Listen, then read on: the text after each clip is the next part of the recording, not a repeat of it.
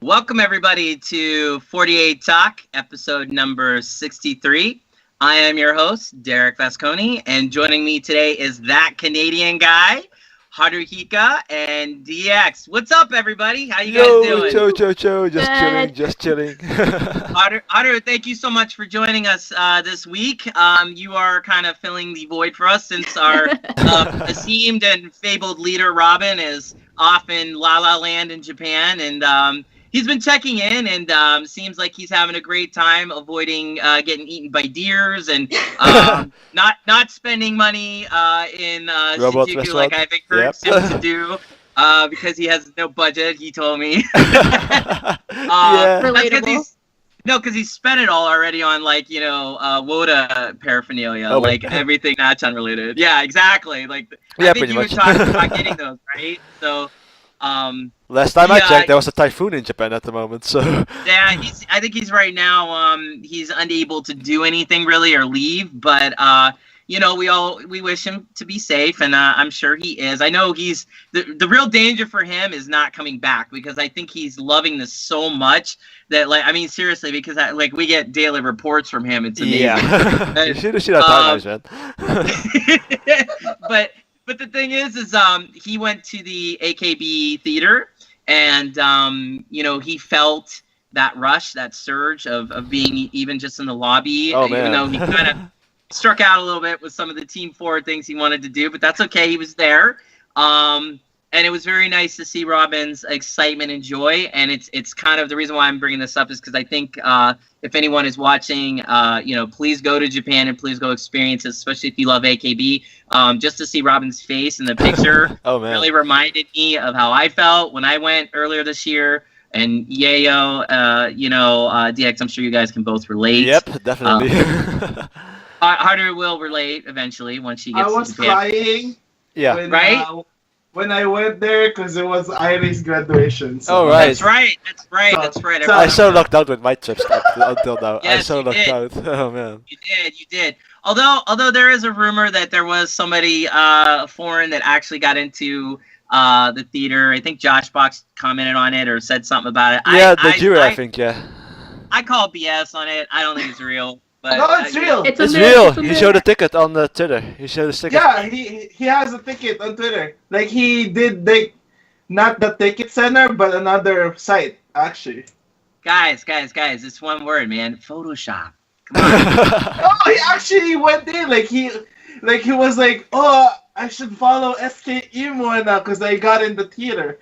He was doing another system. Not the ticket center, but another website. So, was it SKE? Yeah, it's SKE. Oh, okay. Well, I've heard like SKE and NMB.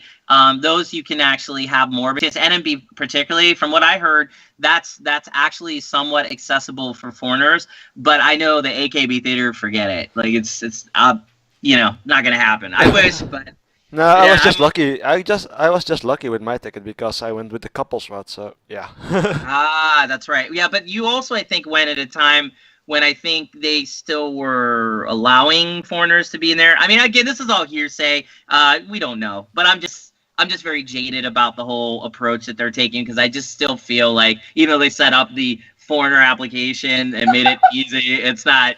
That's like the roundabout way of not admitting that they don't want to deal with, you know, foreigners being at the theater. But that's a whole other thing. I don't want to start. We'll just storm the theater one day. All of us foreign fans will just go in.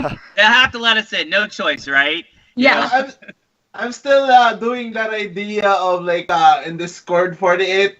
Like someone had an idea like during a handshake. Yeah. And like every single one of us like goes to Churi's lane and like dress up as different birds. So like, so they're like, Papa! They're like,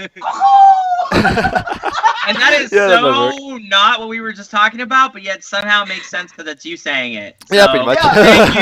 Thank you for totally taking us a whole different direction. Oh man. said she was like foreigner storming in, so I'm like, I see. But I don't think. I don't think she would think foreigner. I think she would think, what are all these birds doing in my lane? And, I would just be freaked out, foreigner or not, if I saw a whole line of, like, people dressed as chicken and parakeets and stuff, like, coming at me. Just think about that for a moment. Man. Still, like, wow. You know how funny that would be? Like, Turi's face, and, like, she's gonna be all over Turi. It's like, there's a bunch of birds in my lane. Yeah, that might work there. And ladies and gentlemen, that is the quote for this whole episode. That's gonna be our name. There's a whole bunch of birds in our lane. We have officially gone off the rails already. Okay, so there's our title for this week. Yep. There's a whole bunch of birds in our lane. Yes. Look, I met Churi, and when I met her, she was very cool and very chill, very down to earth. When I started talking to her about her birds, I asked if they were okay. Her face lit up like 1,000 suns, man. Like, she was so happy and just so incredibly Genki the minute I did that. So I can imagine her face if she saw, 40 or 50 birds walking towards her or waddling her. Yeah. I don't know. What do birds do, I guess, when they're not flying? Anyways, okay, all right. So off with that. Let's get back. Haru.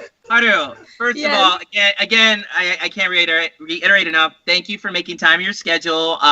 You were saying before we got on the show that you had a very late night, so appreciate you keeping your eyes open for us. Thank you. Thank you so much. We have some things to talk about, though, don't we? Because definitely. First of all, definitely. For those of you that don't know, Haru Hika apparently has one of the best voices I think I've heard in a long time. She did a cover of my favorite AKB song to be released this year, which was Tenmetsu Pheromone, the Matsuri coupling song for... What single was that, guys? What was it? Nagai Goto. Yep, Nagai Goto Mochikage. The waltz single that I hated, yeah, the right? sleepy one, I would say, yeah. Yeah, the garbage one. So, okay, so definitely two things that I want to say before we even get into it. Number one, great job. You were hitting all the notes really great. It was totally melodic. But two, I love that you did it in English because it gave it a whole other feel. And look at the lyrics. I was like, wow, somewhat provocative. Jeez. All right, but anyways, take it away, Haru. What are your thoughts? What made you do it? Yeah. Give us the whole rundown of why you did. It was so left field, and I saw that you did it. And I'm like, oh my god, like Haru, like what the heck? You're holding out on that. But anyways, go ahead. Well, I have a habit of translating like a bunch of the 48 group songs, and then I'll write the lyrics, and then I'll just never record them. But I just love Tenmetsu so much. I was like, no, I'm going to record this one. I'm going to go all out, and it's going to be good. And I was like, prep for it. I got Kanko. He's a friend of mine to mix. He's great. He came out of mixing, retiring to help me. And I was like, thank you. I don't know. I was just like, I like hearing them in English, and I feel like it's a way for the international fans to kind of like connect with the song better. So totally. So well, let me ask you. So you said you translated it? Well, I used like the translation as like a skeleton for it, and then I like would change words and like positioning of some things to try and help it flow a little better. Yeah, okay, I can imagine that. But what I'm getting at though is so your understanding of Japanese then was enough that you could actually kind of really get into the translation? I relied heavily on Stage 48. Okay. No, that's cool. That's good. That's good. No, but see, that's awesome. See, and I think that's kind of like, we had Jonathan last week, who's a subber. Yayo is, of course, our resident subber guy. DX, you definitely have a command of the Japanese language. I think it's very important to do what you did because it is that bridge. But it also, again, a lot of times we listen to these songs, like at least for me, like I listen to music more than anything because I'm a musician. But it's really a whole different thing when I know the lyrics because then I'm like, this song, first of all, the song is 10 times more awesome. I didn't think it could get more awesome. But the fact it's like this real provocative, like, I want you type song, but it's like done like to an EDM dance track. It's like, it could be such a club thumper here, Do you agree with me? Yeah. No, I love the song. I'd love for them or like JKT even to release an English version and for it to just take off over here. Because I feel like, that's my girls. I mean, but see, that's the thing. The way you sung it, I actually think it could have been because And again, people, I'm not just saying this because Haru's on the show. Like, I'm being really honest. I'm very brutally honest when it comes to music. Believe me.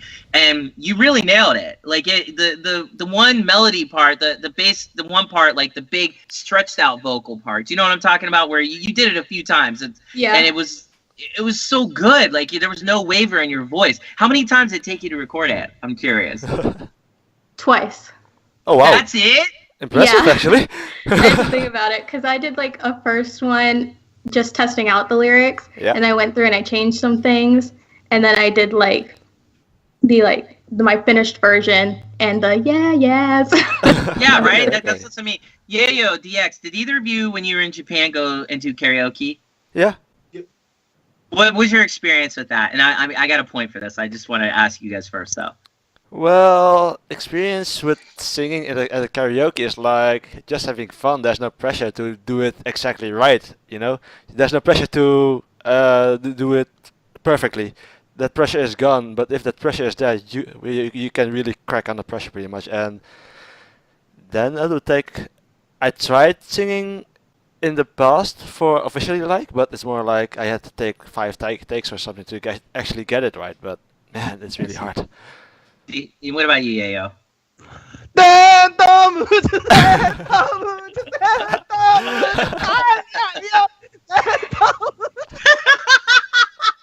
You know, Yayo, I wish when I saw you in Japan, we would have went and did karaoke together. Because if I'd known you were going to do that, so next time I'm in Japan, you're there, like, we're going. No, the reason why I was asking is because when I've been to karaoke a bunch now in Japan, and you know, of course, in Japan, it's a total pastime, and by the way, I know I'm saying karaoke wrong. It's karaoke, or however Japanese say it. Sorry, but it's just it's a whole different thing, right? Haru, have you been karaoke? I'm sorry, I didn't even ask you. Have you ever done that? Okay, so like in Japan, you know, one of the things you're gonna notice, especially if you go Japanese people, is many of them are very humble. Yep. They'll be like, "Oh, I can't sing. I you know, well, I'll do my best." And then it's like they're reaching 3-4 octaves. You know, they're doing dance moves like Yayo just did. I mean, it's ridiculous. It is ridiculous.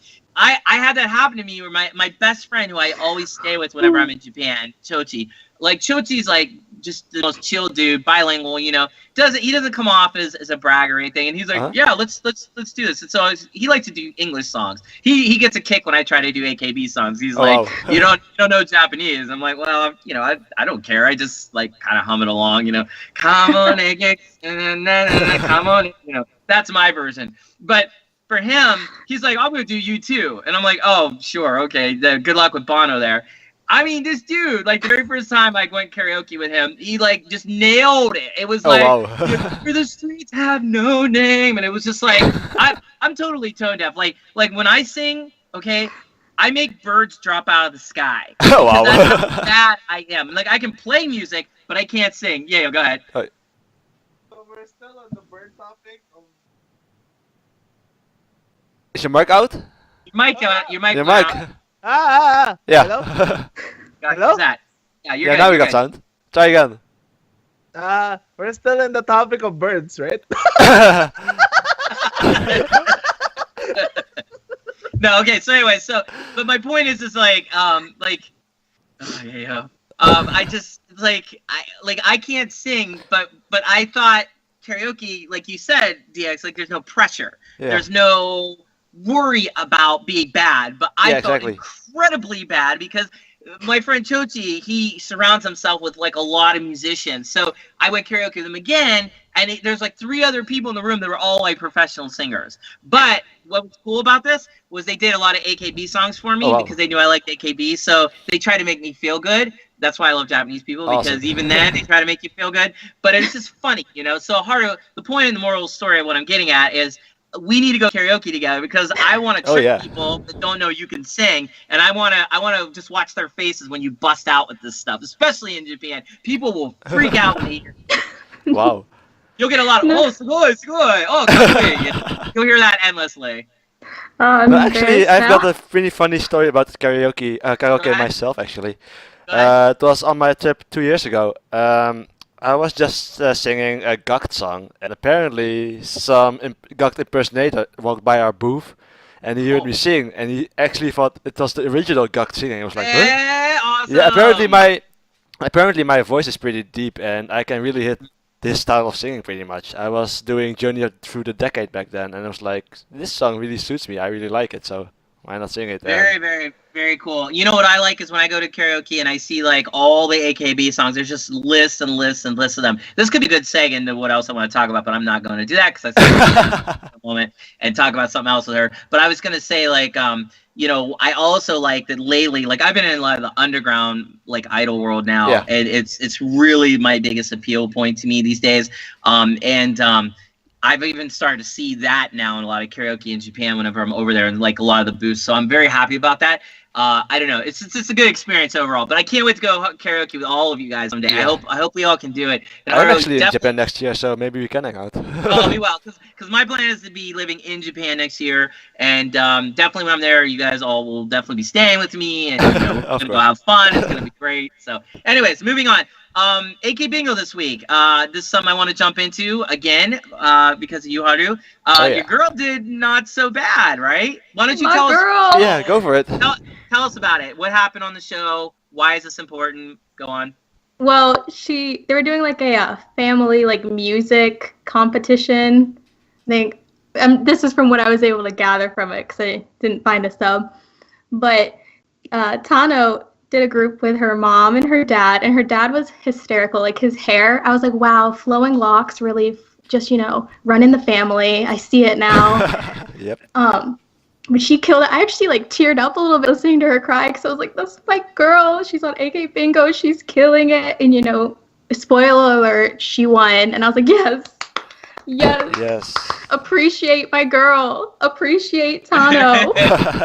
Right. So just to kind of fill in the gaps. So 2 weeks ago, they started the family thing where members could bring their family members to sing. They told like a little cool little story about like, you know, how these girls were struggling. Their family members were there. So each one was very interesting. Then they took a little break to show us the Chilkrina special, which I want to rant about in a moment. But then they came back to finish the family special, and I thought it was very interesting because, like, especially like Tano-chan, but like Miyamoto, oh my god, or Miyamoto, he totally like was teasing the heck out of her dad. Oh yeah, good enough subs. Like he's like, hey man, maybe you can afford a haircut now or something. Like he just was going on about the hair, and then like Tano-chan too. There was a little problem though I saw with her. Maybe not a problem, but just something that scared me. When what's her name's little brother or was it a cousin? It was a cousin. Oh, right? Shimonogakichi Hinata, the last one. Yeah, Hinata's when her cousin came out, he was like looked like a Johnny. Yep. And like Tano-chan stood up and was like, oh, like I want to like she like was like engaging him. I'm like, Tano. I give us a hint there. Oh no. Go ahead. Like he said he wants to be part of Johnny's, like the Johnny's Entertainment. The kid.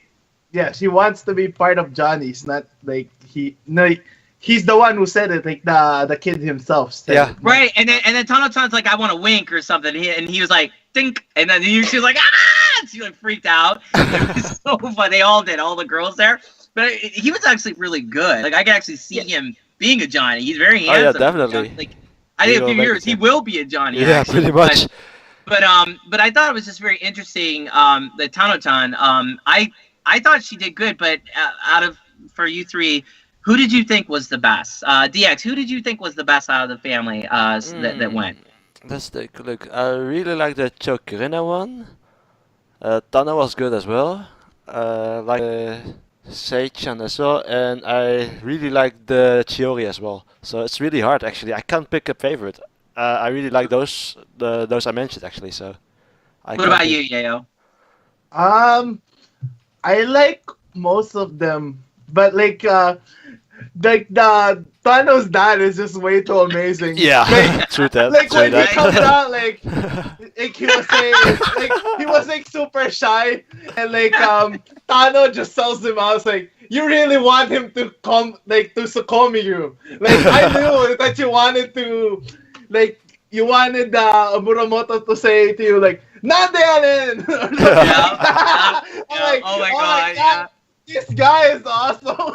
No, he was. He was good too. He played guitar really well. Yep. The whole family did fantastic. I mean, I already know who you liked, obviously. For me though, I thought the best was Chiori and her mom. I'm sorry, but her mom crushed it. She like they sung so well together, and I wish Chiori would have went more last, because I think a lot of times when people vote in these type of things, they wait, or it's that's like a bit more of an advantage. You get the lasting impression, I would say. Yeah.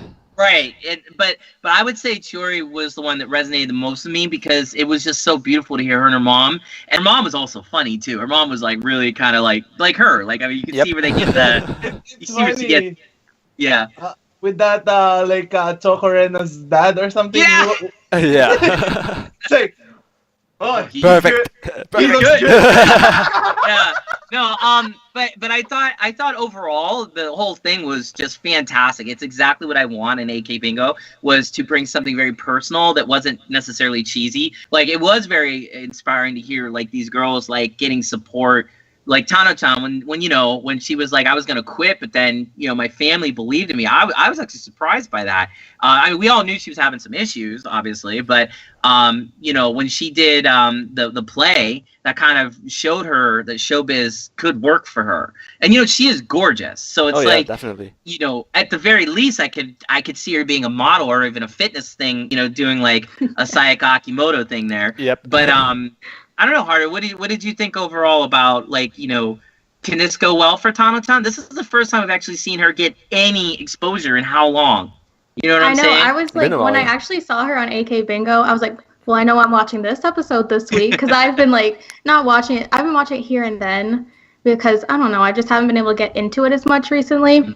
But I saw her and I was like, oh, she's getting exposure within the group, because she's doing so many things outside of the group. Like, she could leave and she'd be totally fine. Like, she's always got a stage play going on. Like, she's in the circus thing. She keeps hyping it up. Like, and then AKB, I feel like, is becoming a smaller and smaller part of her like life and career in general, because like she can go out there and kill it. Like, she doesn't really need AKB anymore. Like, it was a good starting point for her, and it gave her confidence and like taught her how to struggle through things. But even though she said she wasn't going to graduate for a while, I could see if she decided to like graduate soon. But don't you think this is kind of like a re-sparking of her reality that she should be part of AKB more? Because that was a huge, that was voted. Everybody voted for this. If we're to believe those votes were real, that means her peers gave her that. That's impressive. That's like, wait, Tano-chan, like, you are still very much loved by your peers and obviously us. Like, maybe you should think about doing more, or like maybe we can get you more involved in AKB, because I see her doing the whole, I don't say like Wasserman thing, but it's like Wasserman when she realized, oh my god, like, I can actually freaking sing. Like, she realized that years before she probably even joined AKB. But I'm saying, like, her career started to go this way as AKB went this way, and we all knew she was heading out of AKB. It was just a question of when. But Tano-chan, I'm not so sure now. Like, because I would agree with you what you just said until this. Now I'm thinking, huh. And plus, we have the Janken coming up, and she's part of that technically still. So yeah. So even though she's not going to be there, but go ahead. Well, I know for a while she's really wanted to try being a captain, and she didn't want to graduate until she got like the chance to try. But, ever since she kind of spoke out against like management and their picking of Senbatsu members, they've been kind of like, oh, Tano, yeah, we'll let you perform like in a good spot in the theaters, but outside promotions. So I don't know what she's going to do. It will be interesting. I think she has extraordinary dance skills too. So I'm wondering if she'll go like the Umi-chan route, maybe try to help out with AKB. If maybe post AKB? I would certainly employ her. I saw some old videos of her where she was like really kind of getting on some of the members about dancing, and they've even mentioned as much that she's like the one that whips them into shape. Like, come on, you got to do this, you got to do that. I think some of those girls need that. So it'd be interesting to see what happens with her, but I was just very happy for her success. I was happy for you, and I'm thinking, wow, it's just kind of fate that you're on the show this week for that, So yeah. Very cool. Let's move on. I got a couple of small things to talk about, and then a few other bigger things. First of all, Kei Kizaka announced that they're going to have a 5th single. We all are absolutely in love with Kei. I don't think there's any issue there. You like them, right? Haru, like, you're into them, correct? Oh, yeah. I saw this tweet on Twitter, and it was like, I Akimoto, Hirate, you're gonna be center again. And then it was just a bunch of clips of her going, Boku wa yada! Boku wa yada! Yeah. Well, what was it? Was it no, not AKBingo. It was DXTakamina, that one? Yeah, they did recently like a behind the scenes of their one like concert, their national tour, and there is a shot of her saying like "Boku wa yada," and she's doing it like really aggressive. Like, yeah. Oh, wow. and I don't know about you, but when I was watching that, there was like blood or something on her face, and like they did the song. Whoa. At the very end, it was like the very, very last chord, like second encore, and she was on the ground. You know, she was all dirty, but then there was like blood or something. It was all red on her face, and I'm thinking, is that real? And I don't know. It was so epic. Like I had goosebumps when I was watching it. I'm like, oh my god, I would if I was at the concert, I would have freaked the f out. Like I would have been like losing my mind when I saw it. They had the host of Kakinai, I can't ever say it. They had the host. He was in the audience, so they were showing it from his perspective too. He was just like, oh, like, I don't know. I thought it was cool. But yeah, their fifth single's coming. It will be released, I think, 25th of October. I'll take a quick look. Just a second. Yeah. Okay, I got it. Yeah, it says 25th October. Limited edition is Type A, Type B, Type C, Type D, regular edition. Typical. What do you think we can expect, guys? I kind of hope for an end of summer style song, so a bit melancholic would be nice. So I don't know. I just hope that's type of a single, even though it's not really their sound. But I hope really a kind of end of summer, back to school kind of thing. You know, if you know. Like another Futari Saizan, maybe? Yeah, pretty much, yeah. So you think they're gonna go a little soft? I hope so, because the last few singles have been quite fierce actually. So yeah. They've been hard ass for like their last couple. Like it would be interesting if they balance it. I don't think anybody would complain about that. I personally want more hard ass by them because I think that's when they're at their best. I mean the best single of the year is Fukuan. No question. Yeah, without a doubt. Yeah, go ahead. I think it's gonna be the aftermath of Silent Majority because they did the prequel. So like, the next episode, you know, because they do episodic songs now, which is weird. It's weird, but I mean, if you watch their choreography, it's like watching a play. Yeah. You know, they're really like into interpretive dance. You know, I actually tried to edit the prequel of Silent Majority and Silent Myself together in a song, and it perfectly fitted. You see the results, it's like, this is a perfect fit. How can I edit this so easily? Right. Haru, you should, I'm just throwing this out there, if I can make any requests, you should definitely do Fukuan. Like, I would be so happy. That'd be hard, though. That'd be really hard. It is, because I've tried. Oh, wow. Fuku Wayano part, I'm not sure what you would just like, I don't want it! I don't want it! It's hard, and like, when they hit the chorus and it's like, I'm like, oh God, what can I put here? Nothing's working. Right? Yeah, it would be very difficult. I've tried to do that in karaoke, the Japanese version with my friends in Japan, and they just look at me like, just please stop. Just stop. Stop-boo, okudasai. Okay. So anyways, that's very exciting news. I can't wait to hear some new material from Kea, although I'm still loving their album. Have you guys listened to the album? I mean, it's pretty ridiculous. Yep, I really liked it. Fires on all cylinders. I know, it's pretty good. But yeah, so that's coming up. Also, something new that happened this week. We had a new documentary from Equal Love. It's episode 3. Did anybody see that? So I watched it. I watched a couple of minutes of it, but I had to leave for something with school, so I couldn't watch it on fully. So I need to rewatch it in any case. So please feel me. No, I'm sorry. I'm trying to stack it, so like as soon as I watch it, I'm like, yeah, I'm gonna go straight, like just watch. Okay, like I understand. I binge watch. That's cool. So I guess maybe I'll just keep this brief then, since it seems like I'm the only one that's given Equal Love any love. Thanks, Trina, for that. Fun. She's my muse. So go ahead. They're good at AKB show though. So. Oh yeah. Are they? Yeah, on the Sashihara show, I think, The Sashihara show.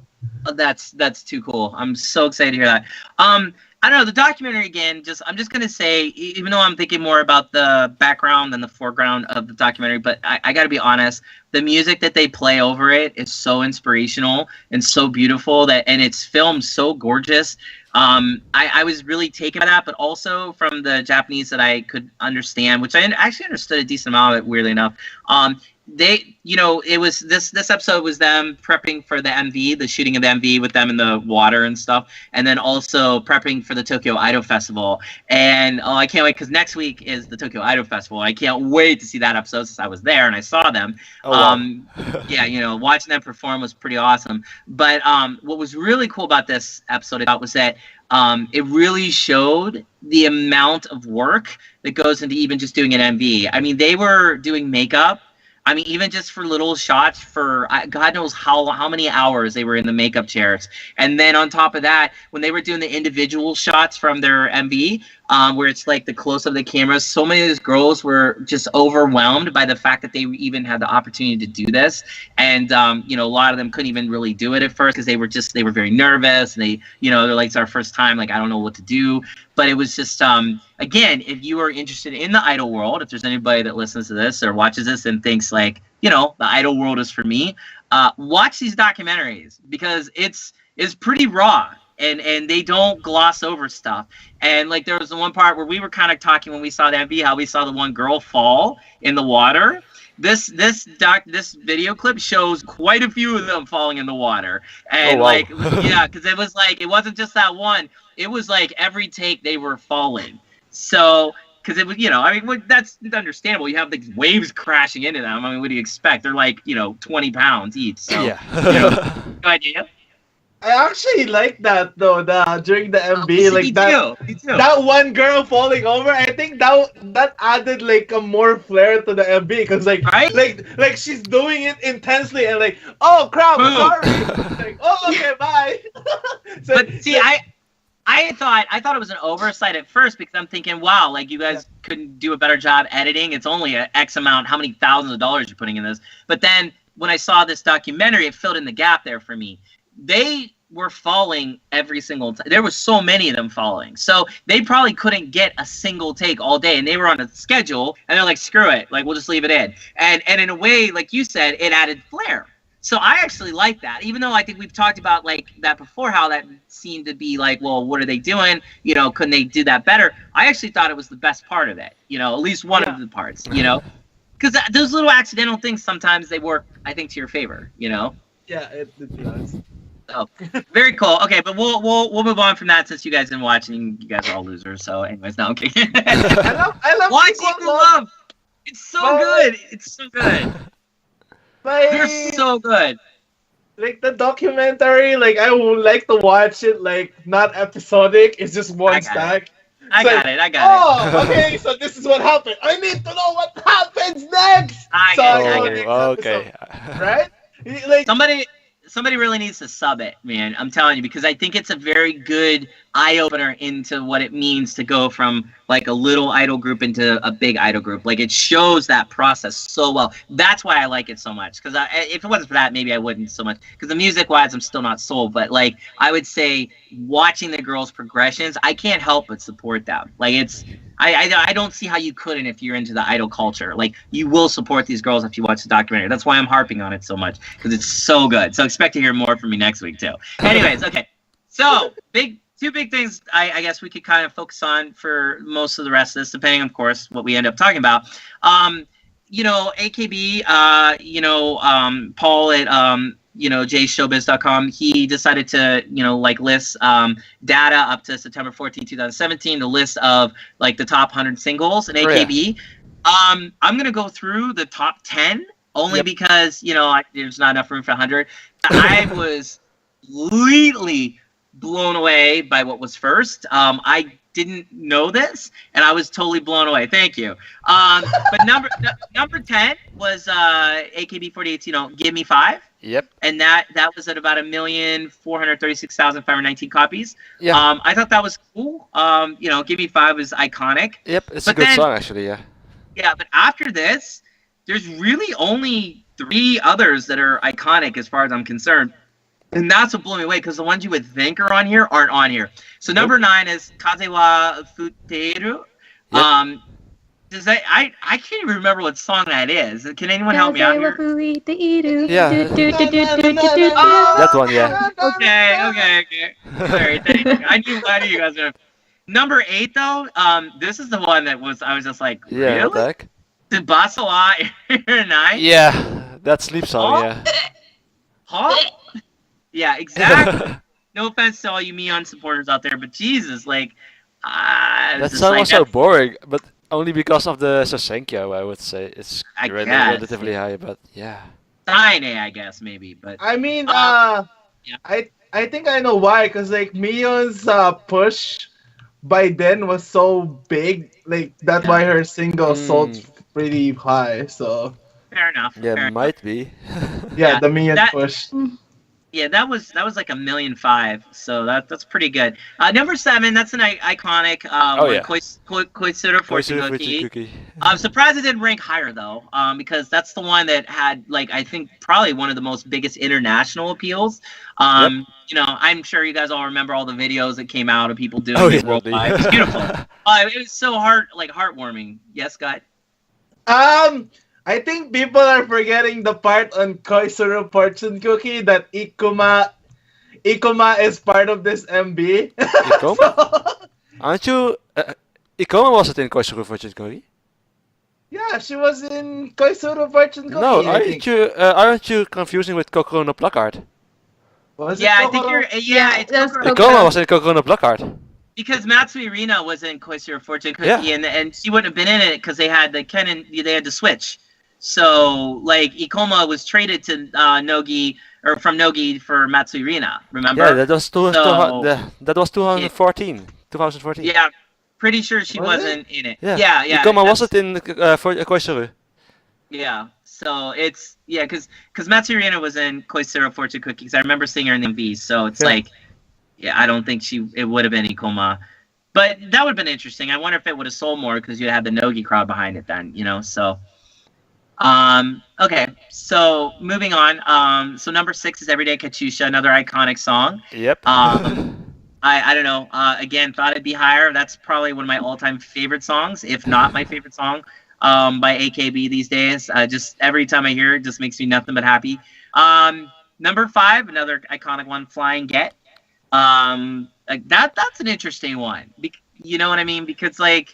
Flying Get was so huge back, I would say, when it came out, and so, again, iconic. The video they did for it was incredible. It was like a movie. Was it just me, or does any of you think that should have been way higher? Like not... But maybe the crowd wasn't big enough for it to sell even more. Yeah. Because if they were to release it now, it would have been way higher. But back then, the crowd was relatively small, I would say, so that's why it probably is. Good point. Number 4 was Boku Tachi wa Tatakawanai. I don't know if I'd call that iconic just yet. I mean, it's no offense to it. I like it. It's great, but it's just and it's certainly probably, in my opinion, the last best song AKB's put out. And that was put out in 2015. Yep. So since then, I don't think we've... I mean, maybe Love Trip, you could argue, was pretty decent, but Boku Tachi wa Tatakawanai, you know, really, really great. Good, still good song to this day, yeah. It's not aged yet, you know. No, like I know. It still needs a bit more time, but maybe around this time next year, it will probably be an iconic song, but it's a bit too young, I would say, for now. Yeah, so I'd say, okay, that's all right. Number 3, and this one blew my mind, really, Labrador Retriever. Yeah, I know. Another sleep song, I would say.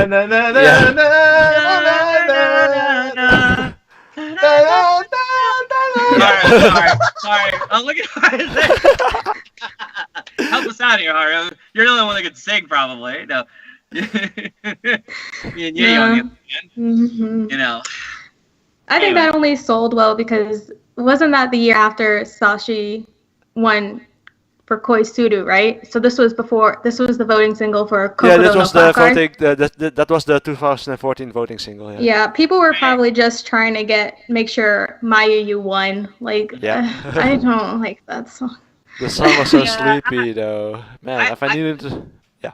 If I needed a song to sleep to, I would use that probably. So, right, yeah. like it's funny because the MV kind of relates to that being a big dream sequence of dogs and stuff.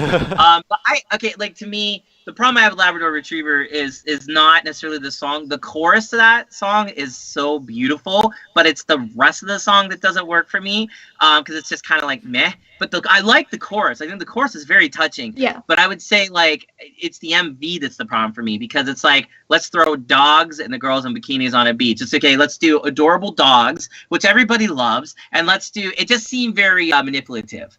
Like, we really want your votes, people, so we're going to show some skin, and we're going to put dogs in it, and you can't beat that, right? And it's just like, come on, guys. But then with Labrador Retriever, I don't know how you couldn't not put dogs in it, because, if you want to play off the whole theme. Yeah, but it's just, I don't know. So it was just kind of like, but I'm just surprised. I mean, it's number 3. That's the 3rd best-selling single in AKB's history. Yeah. What? Wow. I was going...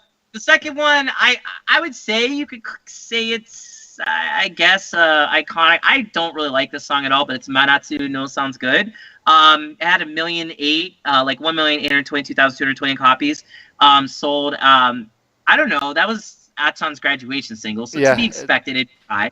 But what are your guys' thoughts on that song? Because I can't get into it. But the song was a bit... I like this song, but it was a bit confusing, and the video clip, or the music video, is really confusing. So you have this summer-themed song, and then you have a battlefield, pretty much. And I was like, what the heck is going on? The AKB zombies, basically. Yeah, right? Like, what's going on here? What's the message? I didn't get it. It was just like, I don't know. And so, thank you. You took the words right out of my mouth, DX. But I don't, song-wise, I don't, Yayo, did you like the song? I liked it. Cause I think that's what's the first time they actually like had all the big names together and like non-big names too. Like they mixed out the big names and like the small names, like the background girls. Like it was the weirdest senbatsu ever. So like, Karen, Iwata Karen, freaking Miyuki. Like Miyuki was not a big name then too. Like. Yeah. Like every single rising star was basically on the single, so I'm like, wow. Okay. Yeah, just go then. Haru, what were your thoughts on it? Did you like that song? I liked the song. I liked that we had like almost the entirety of Team 4 in it back then. I don't know. Oh, yeah. That's a good point. It's good for summer. Yeah, I go music first before anything, and just the music didn't do well for me. But because it was very confusing, as DX mentioned, that's also was kind of an angle I didn't like. And plus, like I was just getting into AKB at the time when it came out. I mean, when did it come out? It was, what was it? 2012. Yeah. Yeah. So I think it was a voting single, right? Yeah. Yep. No. Yep. Well, I think the top 4 of all voting singles. Yeah. Yeah.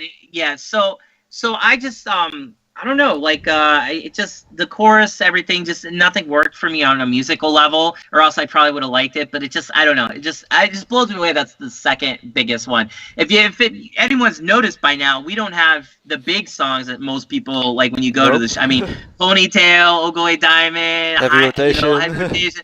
None of them are anywhere near it. So. Number 1 blew me away. I'm still thinking, this can't be right. It's AKB48's Sayonara Crawl, released on May 22nd, 2013, with 1,955,800 copies sold. That was Tomochin's graduation single, but technically that was like a 4-centered person. You had Paruru, you had Mayu, you had Yuko, and Tomochin. Did I get it right on that? Yeah. So like. I just was like, I just can't believe that's our number 1. And that was how long ago? That was how many years ago? Like, I guess maybe that's also kind of a good point about where AKB is today and why many people have like the apocalyptic vision of AKB that, it's past their time, they're downhill. You always see that on the forums and things. Yeah. What are your guys' thoughts? Anybody want to comment? DX, maybe we can start with you. Yeah, that single is a bit iconic for me, but not because the single, but it's also the first time I ever voted for the Senbatsu Sosenkyo, so it will always stay close to my heart, because back then, the year before, I went to Japan with the whole Maeda Atsuko graduation, and back then, I wasn't a fan back then, so it was like, what the heck is going on? And it was only the year after that I fully understood what AKB was all about, and I wanted to vote for the Sosenkyo pretty much. So yeah, that is a bit of iconic, but it's more like from a personal experience, I would say. But the song itself is a bit summery, but it's a typical song, I would say. Idol song for me. So who did you vote for with that? Just out of curiosity. 2 votes for Yuko. All right, good job. This one is for you, Flores. I voted for Yuko back then. Right on. Yayo, what are your thoughts? I think I like this because I think it's the first time they actually did a 4-man center, like a 4-way center, and like the 32 lineup actually made sense because like every single one of them had their like one line behind them before. Like, because in Sukinanda, right? There's like 3 of them, like Mayu and like Ting doing the thing, like the one with everyone with the circle thing, and they go down. So I think that's what the memorable part for me was in that single. Like they were actually lined up for the big 4. Like in Manjuska Gakuen, they're like, we're the big 4. Good point. Good point. Yeah, that's what made me remember that song, and also this, like, ta-da, ta-da, ta-da. Yeah. They go like, yay! So yeah. Yayo's whole life every day consists of this, just dancing. Just he wakes up, and that's what he does. He wakes up, he's like, sayonara. Anyways, all right, just trying to. Oh wait. Speaking of that, like, I actually trying to do the water gaze now. They're like, the spinning thing. That's why this is always like with me now. So. Oh wow. Like, Suddenly, watage. So yeah. Haru, your thoughts. Your thoughts on Sayonara Crawl. Sorry. Well, no, I'm kind of baffled that it's number 1 because you would think it was the year after Akchan graduated. So Yuko is pretty much assured the win.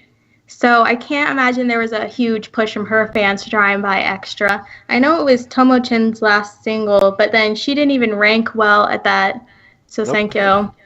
So I'm like, why is it? Like, it's a good song. It's fun. Like, the MV's colorful. But I can't think of anything that makes it so good that it would be the best seller for the group. Does that make sense? No, totally. Yeah. For me, I was, this is a year into my fandom in AKB when it came out, and Tomo-chin was one of probably the very first girl that caught my eye in AKB on AKBingo, because those lips of hers, I was just like, wow, like this girl is like blessed genetically, like more than any other girl I've ever seen at that time. Then, I really followed Tomo-chin, and then when she announced her graduation, I'm like, oh, well, there you go. I guess I'm not following her anymore. I remember my feelings about this at the time were more the fact that they didn't give Tomo-chin her own single. Like they didn't just let her be a solo center. And I think we've talked about this before on the show that in the history of AKB, I don't think she's ever had her own single. I don't think so, no. It's weird that even in this they wouldn't give her it. Because you had all the powerhouses still, pretty much in AKB at the time. Why not let them all get the screen time? But Tomo-chin was so special to AKB, and she did so much for AKB, and she was probably one of the biggest underdogs. I'd say her and Saichan were 2 of the biggest underdogs, like not appreciated in the way they should have been. Even though, don't get me wrong, she was. They gave her a lot. They gave her own graduation concert and everything. But even that, they didn't give it to her completely. They did it as part of a whole series with Sayaka graduating and Mariko graduating. She didn't even get her own thing. So it's like, I don't know if it was this big thing against Tomo-chin for that time. I'll get to Yayo. Hold on. But I do remember that was my biggest problem with the single was that. And then the second thing was the song just wasn't strong enough for me. Like Sayonara Crawl, again, chorus is great. Single, like the verse, not so much. The MV was fun as heck. I loved it. Pool party. You can't beat that. But I would say like it just also felt very much replicant of all the other singles where AKB was on that like bikini streak for a while where they were just just do. It's like every video they were on a beach or something. But it was just like, or in their bikinis. Which again, not complaining as a guy, but I'm just saying like it just there was no originality there either. But but it's just for that to be the first to beat out High Five, Ogoe Diamond especially. I can't believe that. Uza, well, I figured Uza probably wouldn't be it, but that's my personal favorite. Even Beginner for crying, or I don't know, Sakura no Hanabi Tachi, or River for crying out loud. Just strange, just really strange. I didn't find it. That I don't know. I'm still shocked, but I also think the problem is that because it came out X amount of years ago, and we still haven't seen a single that could come close. I mean, Suki Nanda was in this top 100. I think it was in like the 20s or 30s. Look. Yeah. Yeah, 24. 24. That's amazing because that's the most recent one, and it's still that beat out how many big iconic songs. I don't know. I have a lot to say about this in a certain way, but before I get to it, yeah, what did you want to say? Because I don't want to ignore what you had to say. I think when you were saying about like Tomochin, like I think Tomochin's like I think she doesn't go do handshakes too. I think that's why like management didn't give her like a solo center, and like the fans are like, But like at least with Paru, you know, because they were like, oh, Paru's best friends with Tomochin, so I think that's why like Paru actually becomes super popular because she had like the Tomochin attitude, but she actually shows up to handshakes. So well, that's actually a matter of debate. Depends on what you mean by show up. The girl just stood there like a statue and ignored people. I'm not really sure if that means showing up, but I would say Tomochin still went to handshake singles. I don't think she was present though for a lot of them, or she made a lot of excuses. I think as to not be there, but also in fairness to her, she was also very busy with 900 other things. I think Tomochin saw the writing on the wall really early in AKB. She realized she's never going to be Achan or Yuko, so she's like, screw this, I'm just going to do my own thing, which now is becoming more and more of a thing for AKB members that are realizing this really fast. Like, you can't get past the wall of certain members, that are always in the Senbatsu, so you got to figure out your own thing. That kind of brings me to my point I was going to make actually about AKBingo and also just in general about AKB. I really, really do feel like there needs to be more individuality shown because, even like Miyamoto had said when the one girl was crying on AKBingo about, I think it was Cho Karina, it was during her special maybe, and he's like, oh, you just want screen time. And then I started thinking, AKBingo in the old days found a way to make everybody involved, everybody. Yeah. And whether it was Muchiburi Dodgeball, even Shojiki Shogi, everybody was involved. Everybody could comment and talk. They knew how to make it like that. When you take a whole episode and focus on one person, you have to also include other members. But this is also the problem with the singles. This is also the problem with AKB in general now. There is not enough expression of individuality. Even the songs themselves, #Sukinanda was basically, didn't have its own identity. Beautiful, beautiful MV, a decent chorus in my opinion, but not expressive, not something. I mean, when you compare it to like Kea, who is just crushing it with expression and individuality, every one of their songs are distinctly their own songs. And I mean, we're never going to forget the choreography for like songs like Eccentric. I mean, when you're throwing shoes across the stage, that's pretty awesome. I mean, you may think it's hokey, but I think it's awesome. Yeah. My point is, it's like AKB needs to not worry so much about being in like a downhill with their career. I mean, it happens to everybody, every musician. But I think what they need to just realize is you have over 300 girls. Each of them can bring something really amazing to the table. You wouldn't have picked them if they didn't. What are those things? Because we don't know them. We don't know half these girls' things, their traits. And if you can figure out a way to make a song reflect that, like you used to do, maybe we'll have a number one that isn't Sayonara Crawl, but something way huger and better. Because I still think the best is yet to come with AKB. I'm hopeful. Yeah, what were you gonna say? When you were saying about Kea's dance group, like I actually remembered what like with Kintaro and like the Monomane AKB special. Oh, it was super funny because like Kintaro was like super intense, like even the fat ladies behind her, like they literally copied Fukiwa, like dun, dun, dun. Yeah. Oh my god, Kintaro was killing it. I'm like, oh. But the point is, Yayo, you remember that. Yeah. See what I'm saying? You remember that. That's why it's so amazing. Yeah. I can't tell you Sayonara Crawl. I mean, I can't. I mean, I can tell you the verse or the chorus. That's it. I can't tell you even the dancing. I mean, all I remember is I'm in the pool, and I think Matsui Dream was trying to kiss everyone. I mean, it's just like, it's you have to have expressive individuality, especially in this day and age. And again, if I was an AKS or something, I would certainly want to take every single one of these girls and make them shine in some way. So can I chime in for a moment? Please, yeah.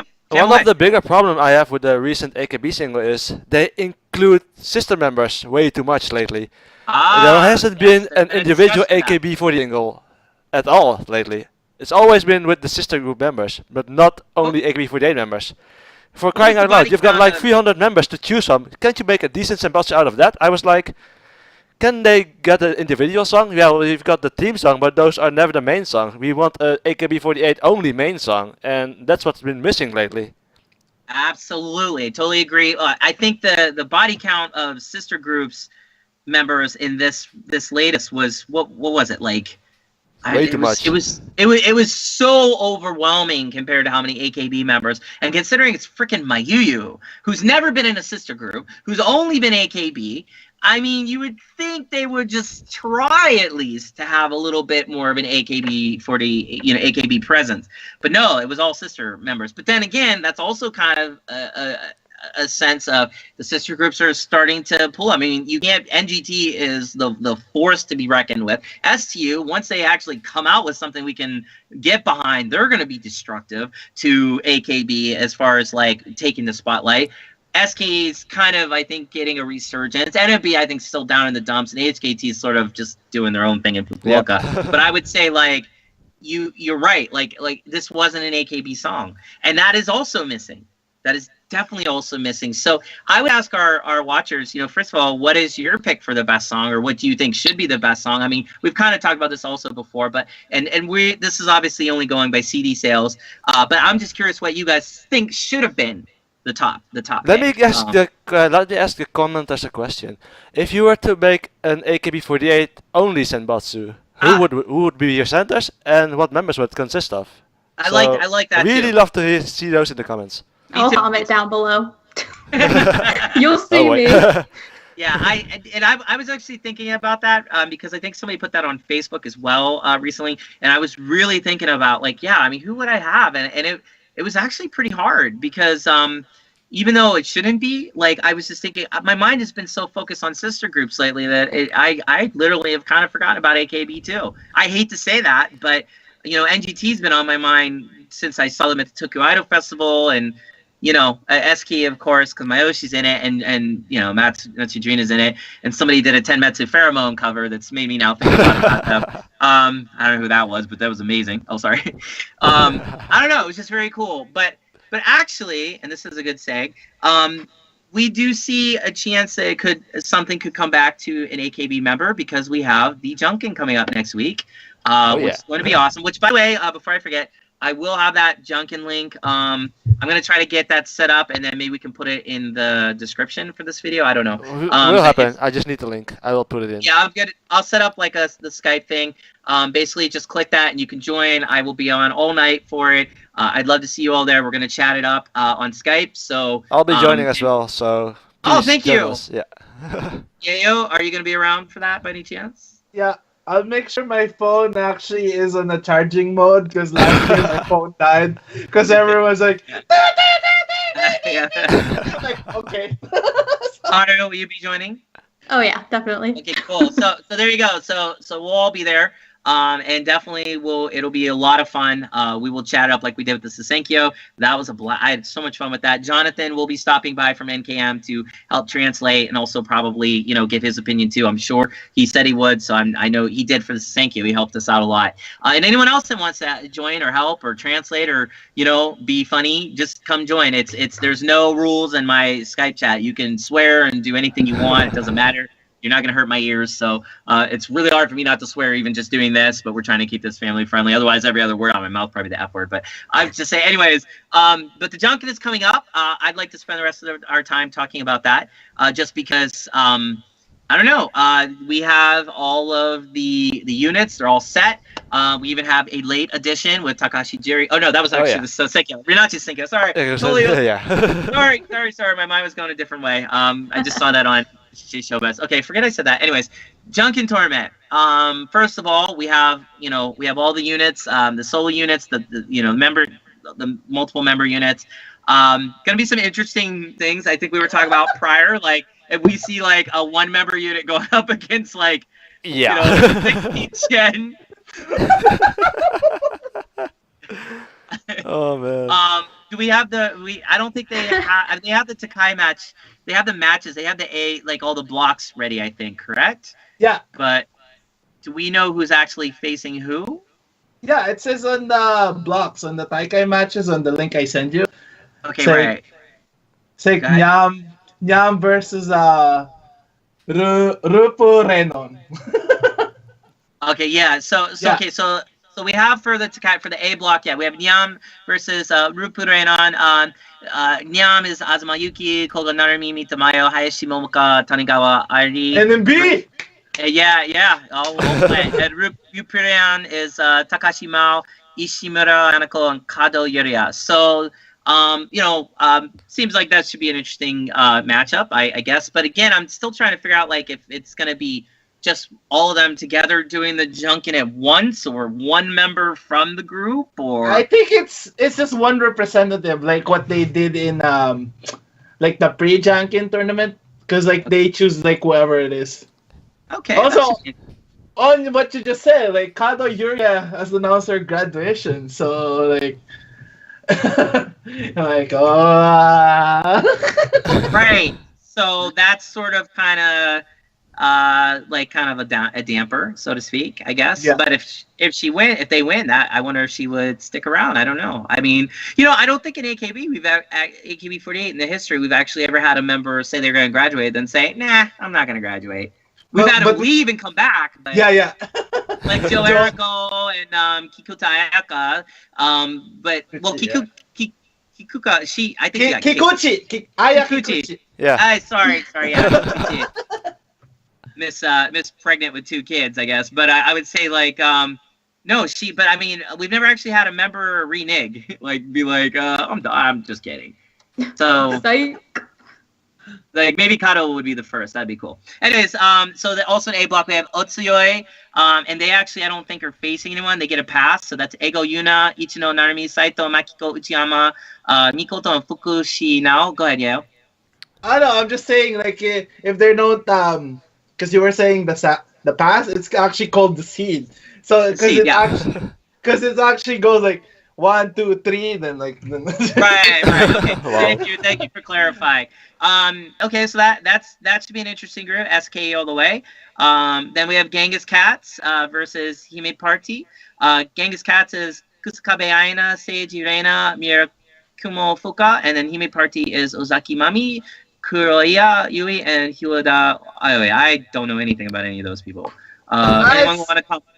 It's NGT for Genki's, because like Seiji Reina, because like I saw that video, she goes like Seiji Reina, Seiji. Oh yeah.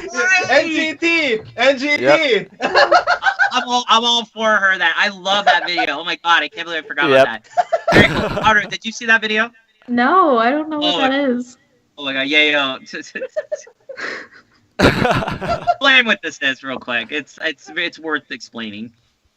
Like the first NGT single, right? Like all, because they have side songs, right? Yeah. And they have extras.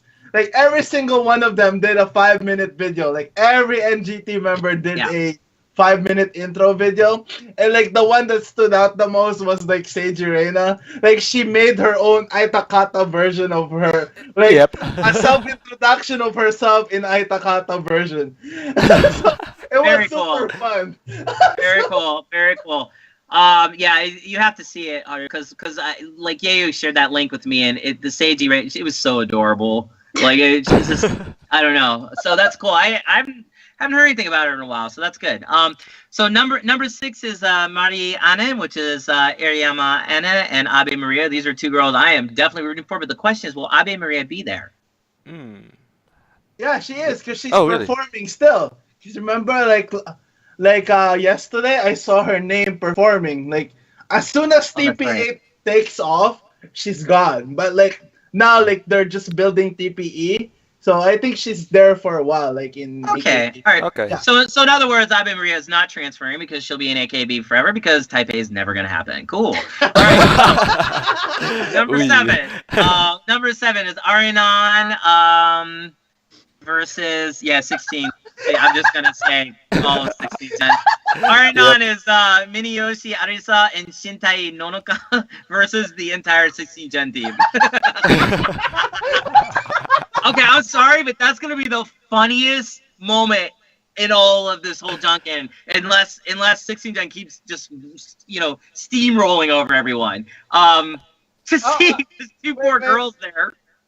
Go ahead. I'm just saying, before like 16 Gen actually is in the tournament, they actually had to fight 45 members of Team 8. Yep. I mean, it's like mass battle slaughter, right? Like, it's just too funny. Like the camera, like the host, because like the Antadare host, Yeah. they're like, how are we gonna fit into this camera? like the cameraman was like trying to zoom out as much as he can. Like he was in the middle, right? I think he went to like the side, like his left side, just to have a full video of everyone.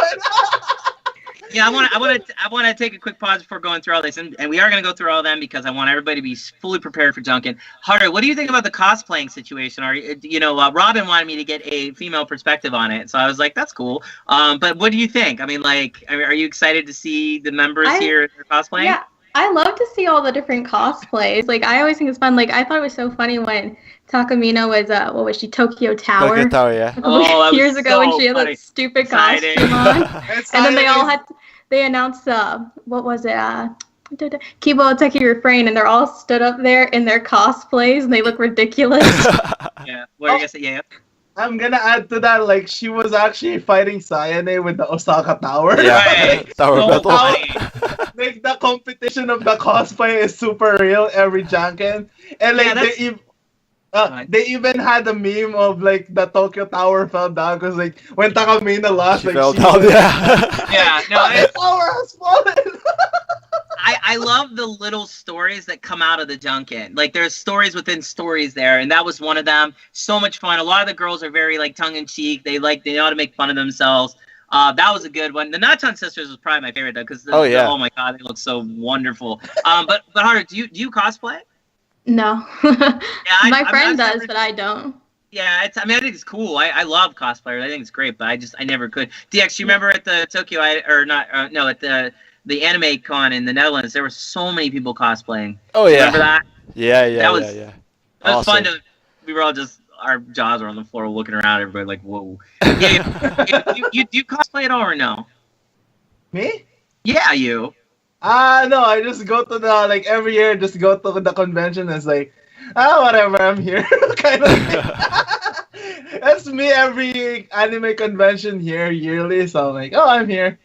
Would you ever dress up as Hiroshi? Oh yeah, I would. Wow. I've been like had this like plan for like 3 years now. It's like lose weight, cross dress as an AKB member.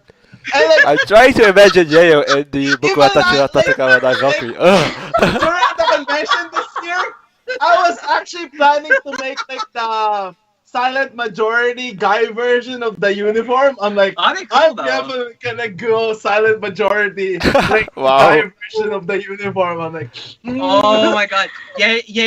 When I told you what happened, right? When I went to Tokyo Idol Festival and I watched Kea, and all those fans did every freaking move from the choreography, and they were behind the girl who they pretended was Techi. If you had that outfit on, oh my god, they would have loved you. They would have been so like, like, seriously. I'm still gonna make that look. I need to like get my Wacom going, like redesign that thing, and like.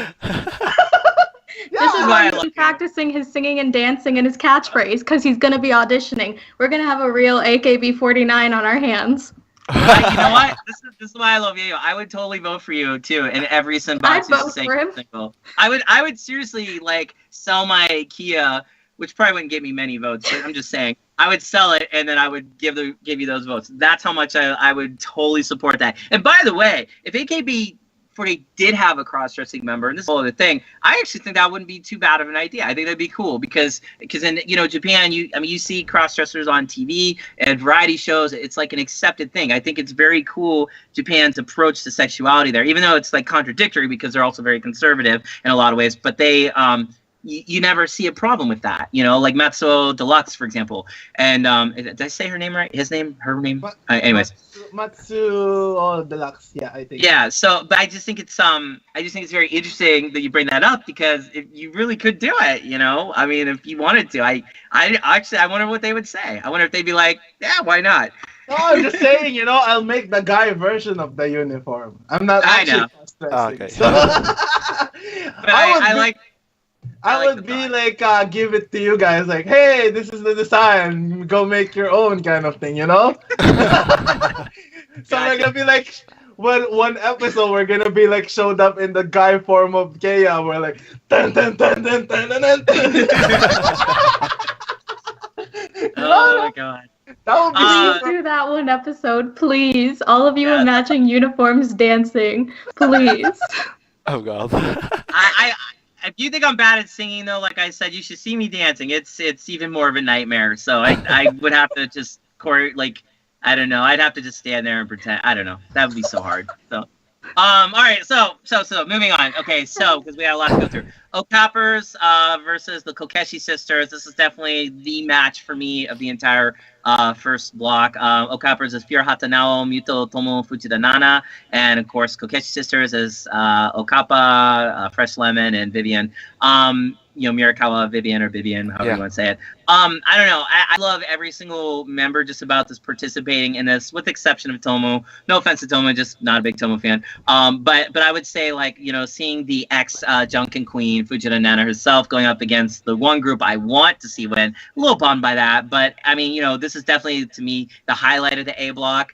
I don't know. It's going to be awesome. I'm all for the Kokeshi sisters. I want them to go all the way. They're my pick for the group I want. Anyone, Haru, who are you rooting for the most? I mean, obviously, besides Tano-chan. Yeah, I was just going to say Dancing Cats, because, like, all my other Oshis got knocked out in the prelims. Oh, okay. So they were my last hope. Yeah, Dancing Cats, they get a seed in this because they're the number 12 group in A block. So, and that's Ichikawa Minami, Yumamoto Ami, and of course Tano-chan. So that's going to be a very powerful group too. If they were to actually make it all the way, I can't even imagine the single for that. Ichikawa is sort of the, I don't want to say it doesn't fit Yumoto Ami and Tano-chan, because Yumoto is very flexible, she's very much ninja-like. Tano-chan is a great dancer. Manami is very awkward, so it is an interesting pairing there.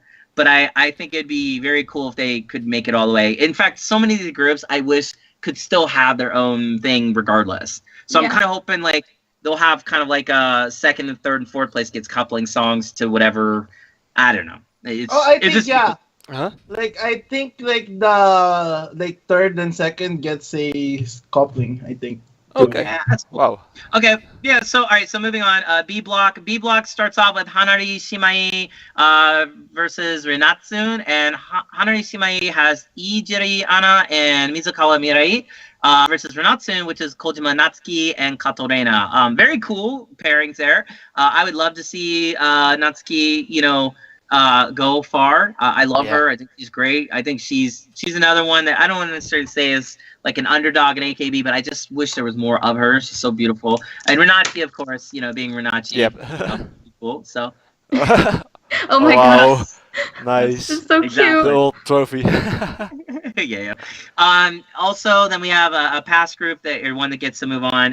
Well, not move on, but gets doesn't have to face someone right away. Nikoichi, which is a group that consists of Inuzuka Asana and Suzuki Rika. And then we have Flary versus Peace, I want to say, or what? Yeah. It's just Peace. Flary is Ibahana Shino and Goto Moe. That's an interesting group. Versus Kato Yuka and Kawakami Chihiro. Any thoughts on that one? I'm not too familiar with either of the groups, I would say. So for me, it's like I'm going to watch it and just move on, I would say. But yeah. Yo. That's kind of my I have something Please. Kawakami Chihiro. Remember if you watch Gainin, like the fake sister, the fake sister. Of Junichi. So that I guarantee you that's gonna be her cosplay. I guarantee it. Yeah. So very cool, very cool. Okay, so and then we have Fairy Wink. Fairy Wink is Aramaki Misaki and Unjo Hirona. I would love to see Misaki get something. Again, she's kind of, I think, dropped out of the conversation, but a couple years ago when she kind of showed up, HKT, HKT, yeah. She, she had that whole shy, like, can't even talk without crying thing going, and she's grown up. When I saw her with HKT, she was crushing it. So, and she's also really grown up in the sense she's like matured. So she's very beautiful, even more than she was. So, when I saw her at the handshake event I went to HKT. I like kind of spied her from like a distance, and I was like, wow, who is that? So just, I don't know. She's somebody to look out for. Moving on, then we have Unit Meiwa Nashi Hakushi no Mama, which consists of Moriata Ayaka, Matsumura Megumi, and Yamae Orina, and they are versing Iso Sari, which is Soda Sarina and Iso Kanae. I got big hopes on this one. I think Soda Sarina, if she were to go far with this would only increase her legend, because I think her penetrating so deeply into Susenkyo this year could be the start of something huge for her, and it would certainly be helpful to SKE. What do you have an idea? What's up? I just remembered like the long names, but we're not even. Oh, we're getting there. Right. And guess who's saying that? It ain't me. It's gonna be one of you. Okay, so yeah, but anyways, I think Soda Serena, I'm kind of rooting for her there. She's growing on me, even though I never saw her appeal. But then after everyone kind of told me to like check her out more, I did, and I can see why people like her. She's adorable. Cho, next group is Cho, which consists of Kirihara Sai, Yamashita Emiri, Matsumoto Hinata, Miyazaki Sono, Moriyasu Madoka, and Matsuoka Natsumi. So basically HKT, like they get a first seed.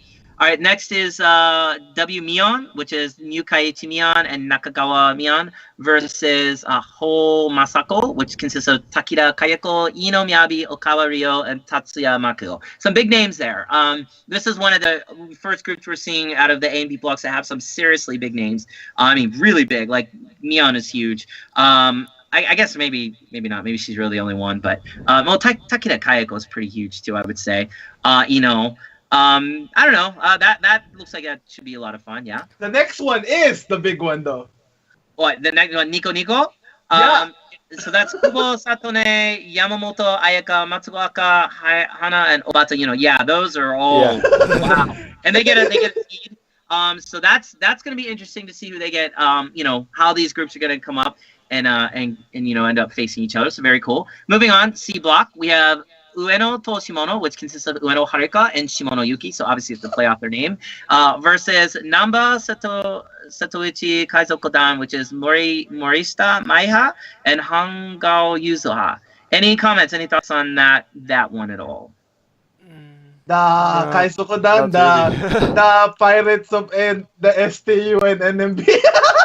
Yeah. Very good point. Very good point, actually. Okay, I like that. That was good. All right. I just like the name, I do too. That's why I was kind of hoping somebody would say something. Okay, so the next group that gets a seed, it's Shinha Konan, which is Katamina and Shiroma Miru and Yabuki Natsuko. Holy crap. Yeah. Can we just say if that group goes forward, that is going to be a legit sister group or subunit or whatever. I'm sorry, not a subunit. I mean, whoa. Yeah, go ahead. You have to say the full name, actually, not the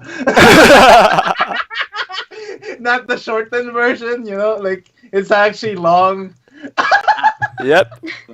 What you mean for Katamina? Yeah, Katamina, Nako, and Shiroma Miru. They have the longest name out of everyone. Yeah, what I'm reading off of only has Shinha Kunan, but if anyone wants to take a stab, go ahead. I don't have it in front of me, or I would. I'll give it a go. Good. So this is the official name for Katamina, Shiroma Miru, and Yabuki Nako's name. Go. Okay.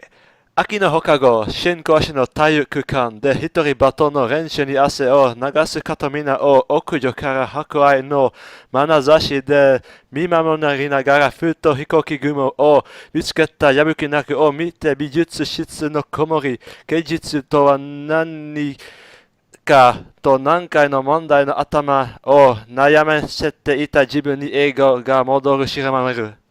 There you go. Oh my god.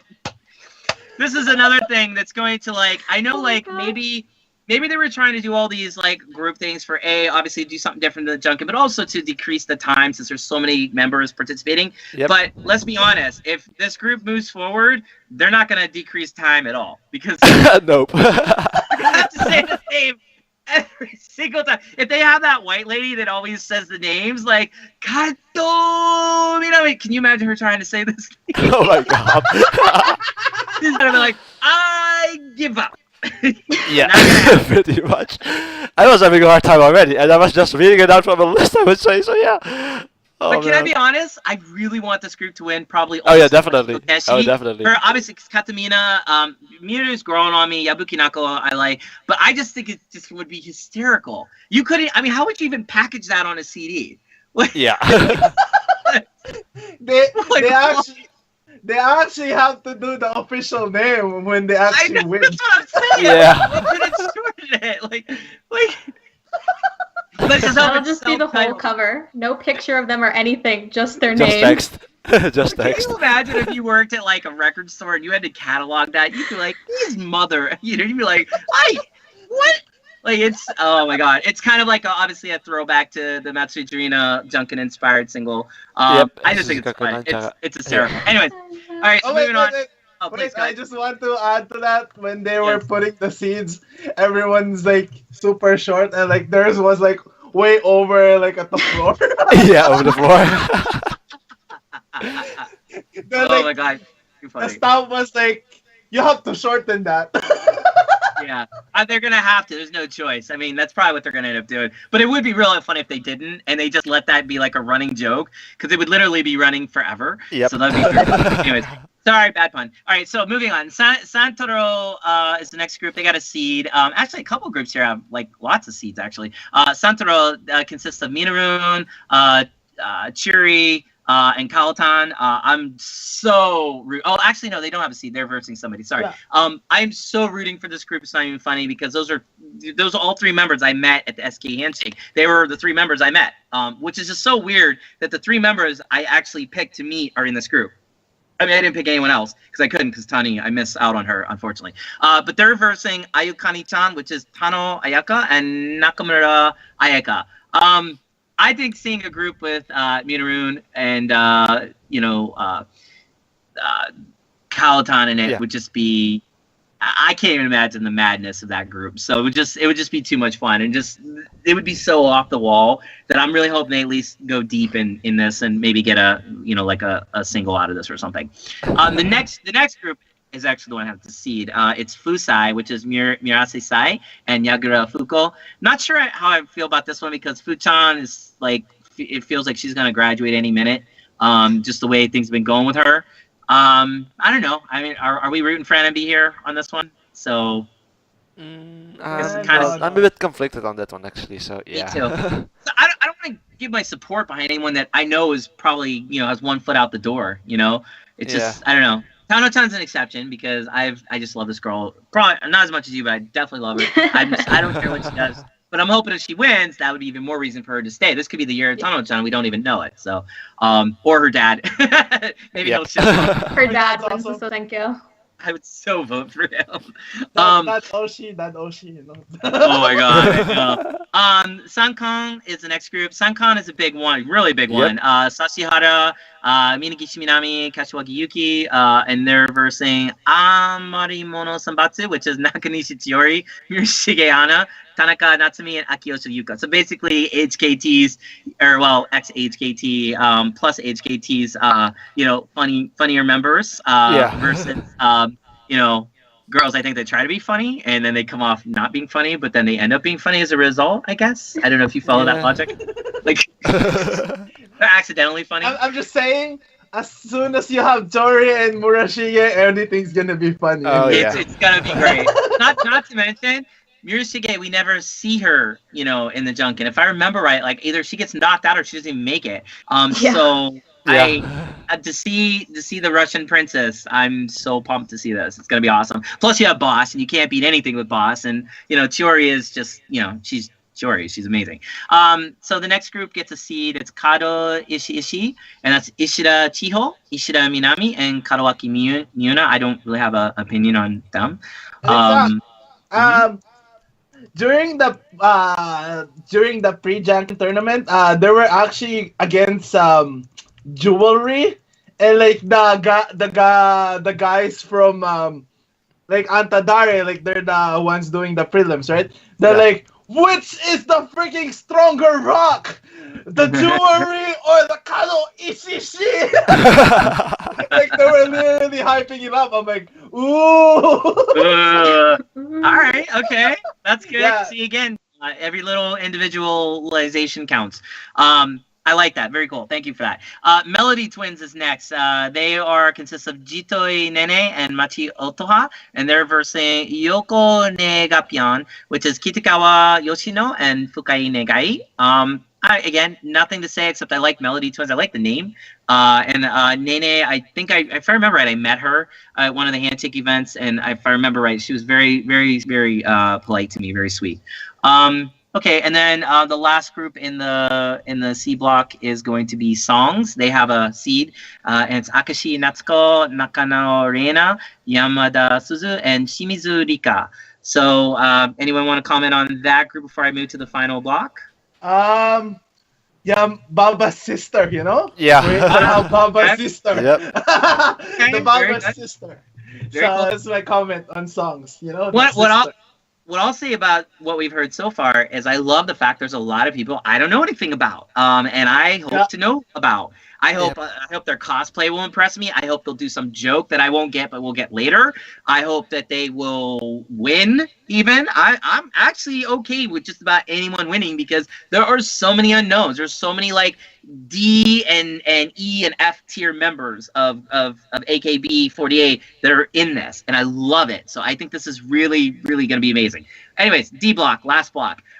So we have Nagifu, which consists of Shibuya Nagisa and Yabushita Fu, versus Himato Panda, which is just the best name ever, Hibatashi Yui, Machieling, and Chuo Dori. Obviously, Machieling represent. I'm all about it. Go ahead. I like what they named for the group. Like Machirin is the panda. Yeah. Well, I mean, if you think about it, it's it fits her cultural background, I suppose. Yeah. And again, in AKB, I know they're not meaning it offensively. It's probably just very much, Machieling is happy for it. But I just like the fact she's got all the momentum and then some running into this. So I think we're going to hear a lot of cheers for her. And I think we're also, a lot of us are probably hoping Himato Panda is going to go far. But the only problem is we're going to take out Nagifu right away. And Shibuya Nagisa, I think a lot of people would probably want to see do well too if you're in the NMB camp because, she's another one that sort of, I think, fell off the radar a little bit. And it'd be nice to see her get back on the radar. So I am conflicted as to who I want to win. But at the end, it's Himato Panda for me all the way. Go ahead, Yayo. I'm just saying, Yabushita Fu, the sister of Yabushita Shu. So that's why, they made a joke now. It's like, oh, Shu's gone. Who am I gonna be with? Like Nagi's because they have the pairing of Nagi Shu. Remember, always in NMB. It's like, oh my God, Shu graduated. What do I do? Then Fu just comes in out of the camera frame. It's just randomly. It's like, oh, we could be Nagi Fu. You gotta love it. I love the in jokes. I love the kind of poking fun at themselves type thing. This is what I love about AKB48. This is the real gem of following a group like this.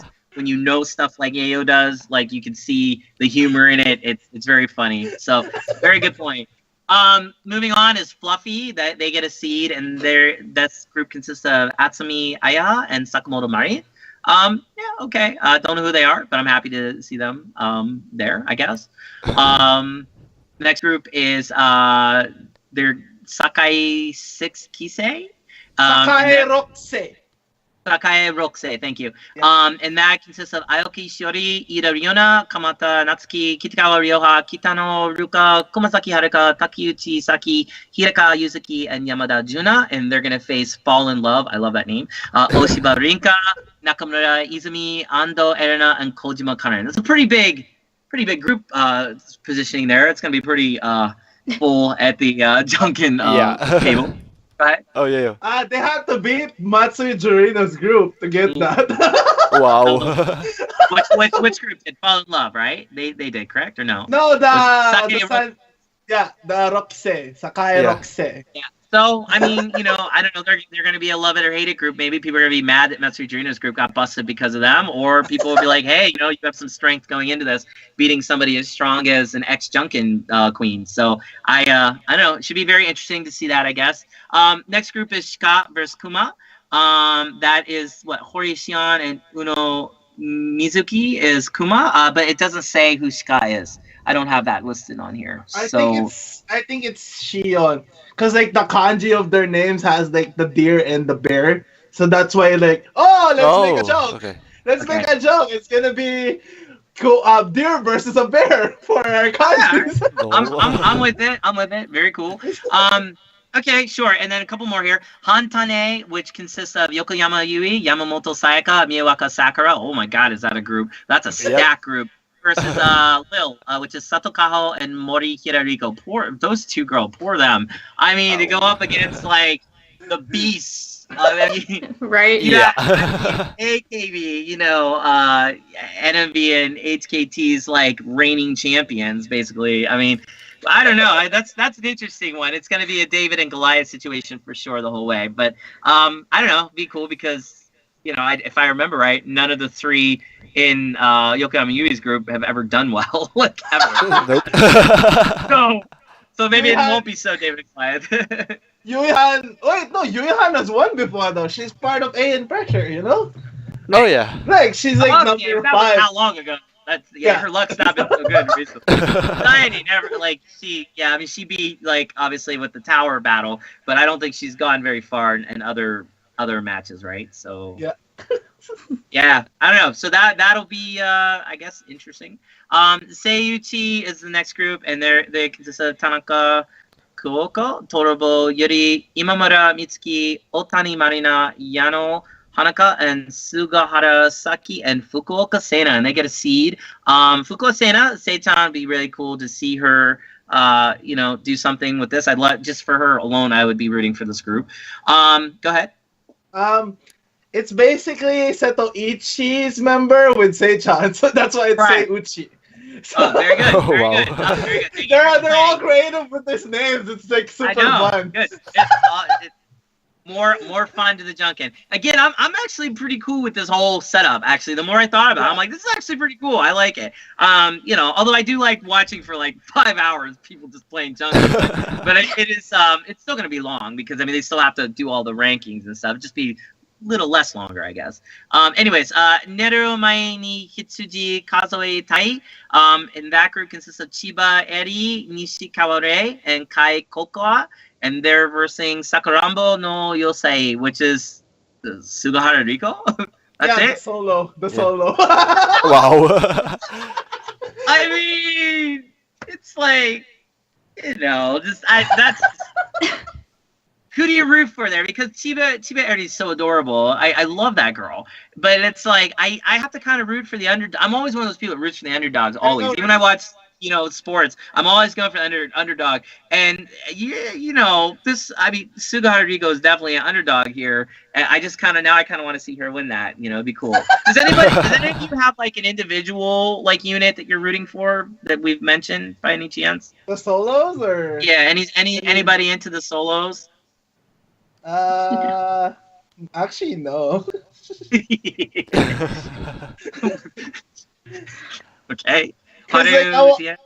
I wanted Yamada Noe to be in thing though, like the solo unit. Yeah. But like she lost badly, so I'm like, Right. Okay. Well, let me go on then. Then the final group of D Block is Kiss no Tempura, which consists of Kitara Rie, Miyazaki Miho, and Oya Shizuka, which is an awesome group. They get a seed. So that's it, guys. I know that was a lot, but I just want everybody to be prepared to understand who's in what. Definitely in the comments. You have a lot to comment about, everybody that watches you. We have so many things for you to talk about this time. But I want to know who you're rooting for, what blocks are interesting to you, or who's the groups you're going after. Give us your top fives, your favorites, give why. But these are some amazing groups, and it's going to be a lot of fun. And particularly, what's going to be the best part of this, I think, is the fact that there's a lot of unknowns here. A lot of girls that can really do what I said needs done, show us her individuality. Maybe some girl's going to come out and cosplay and blow us all away with her choice, and it's just going to be incredible. So, this is a real chance for members to shine, especially this setup. If an unknown gets to be a subunit, we're really going to see something amazing, because it almost never happens. Yeah. Fujita Nana was like the biggest unknown at the time to win anything this big. I would say Tanaman, well, she's known, so I wouldn't count her. But I would say Fujita Nana, if they can continue in that same vein with Janken of highlighting unknowns for us, this would be great. But yeah, any last thoughts on this before we go to our recommendations for the week? Nah. Dancing Cats for the win. Yes. Okay, I'm just saying, 16 Gen could literally send anyone. Because there's like 18 or 19 of them together, and like, who has the best luck? Because that's what they did during the prelims. Like, they actually had their own Janken tournament who's gonna be fighting for the spot. So I'm like, they might do this again. Tournaments within tournaments. It's only AKB can you do that. It's kind of like Renachi Sasenkyo within the Sasenkyo. It's very cool. Okay, well, there you go. So that's our show. We've definitely gone well past the hour mark, but I don't care. Because it's fun to talk. Before we get into recommendations, again, Haru, thank you so much for joining us this week. Thank you for making the time. You're always welcome here, you know that, and we love everything you do. And for everyone out there, actually, I'm going to start with recommendations. That's my recommendation for the week. Go check out Haru Hika's Tenmetsu Pheromone English cover. Definitely. You will get goosebumps. It will blow you away. It's absolutely incredible. There'll be a link to it in this video, the description below. I'm sure DX will do that. So definitely check that out. You will not be disappointed. It's amazing. And again, Haru, you did a great job. I hope to see a lot more of that from you. So that's my recommendation this week. DX, go ahead. What's your recommendation this week? I'm kind of curious about what Kanji Keiya is going to do upcoming Monday. So, because Hiragana really brought back the old variety feel with the old Batsu game, AKBingo. So I'm kind of curious how is Kanji going to try and topple that one. So that's my recommendation.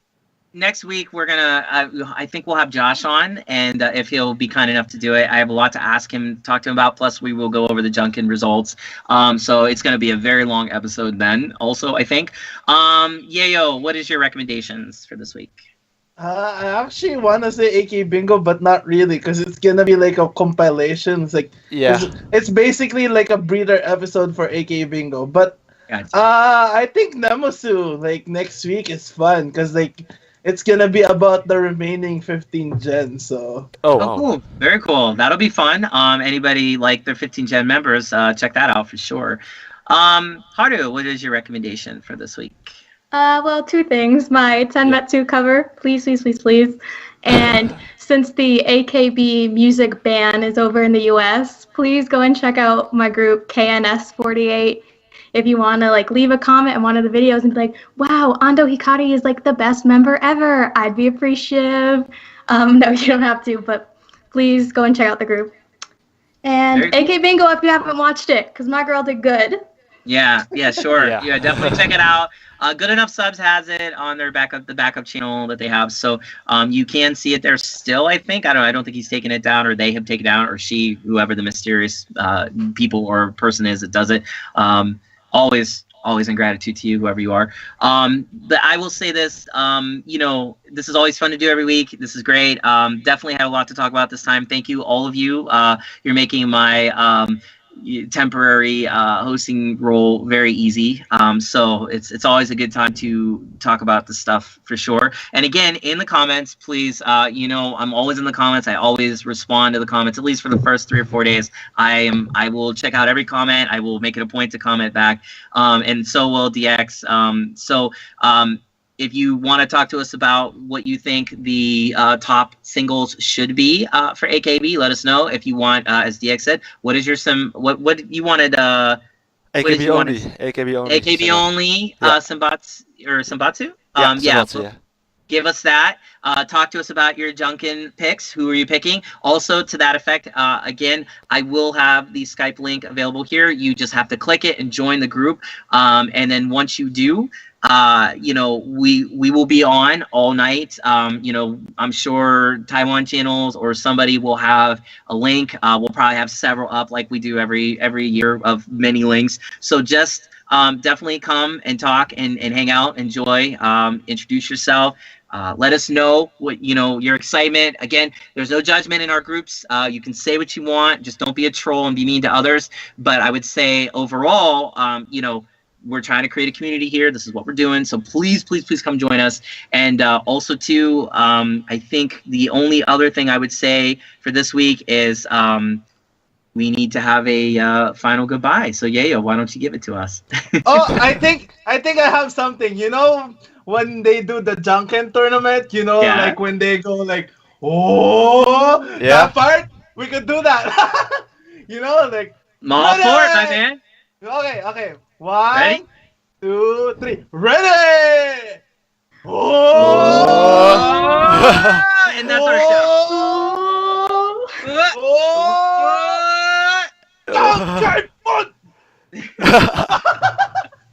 And we totally botched that. But anyways, that's our show. Thank you guys all for watching, and we'll see you next time. Ciao.